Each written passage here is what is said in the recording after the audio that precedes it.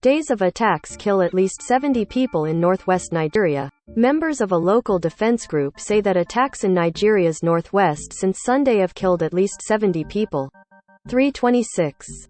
Abuja, Nigeria. Gunmen have killed nearly 70 members of a local defense group in Nigeria's northwest region in attacks since Sunday, and the violence is continuing, members of the force and residents told the Associated Press. The attackers ambushed members of the local defense group in the Zuru area of Kebbi State as they were responding to calls for help in some remote villages. John Mani, a leader of the civilian defense force in Zuru, said Tuesday. At least 67 people have been confirmed dead from attacks by the gunmen, said Mani, who added that the death toll is expected to rise as the attackers are still operating. They just lay ambush on my people. They came and were doing their operations, and my people went to see if they can help because the authorities are not doing anything, he told AP. Though Kebbi police spokesman Nafio Abubakar confirmed the incident, he said the death toll is not known yet. Residents have in the past accused authorities of being reluctant to speak about such attacks, which have become rampant in northern Nigeria where remote communities are the most affected. Many times the violence is not reported until days later when officials recover the bodies of victims. Although security forces have been deployed in the affected Kebbi communities, according to the police spokesman, the local defense force leader Mani said, some of his men and local residents are still trapped. They are holding people hostage, he said on the phone. Even as we are speaking, they're operating around Jiri Wasa village.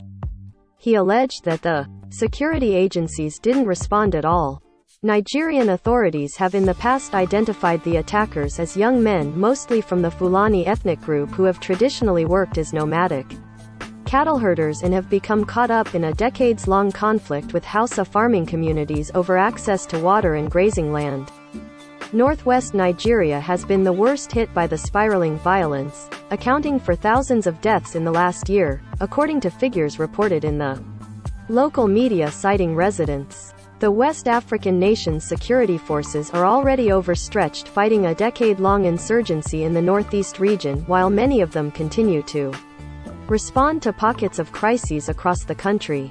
Nigeria declared the gunmen operating in more than 100 groups as terrorists last year and vowed to stamp out the violence, but the situation has not noticeably improved, especially in remote communities where security forces are outnumbered and outgunned.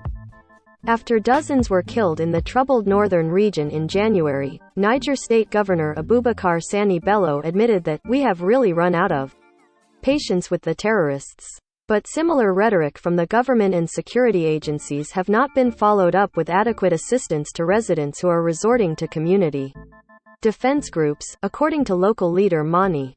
If the government is there, how can an untrained civilian carry locally made arms to face somebody with sophisticated weapons? He asked. You just have to sacrifice. Either you face them or you still die, or they capture you and you lose everything. That is the predicament.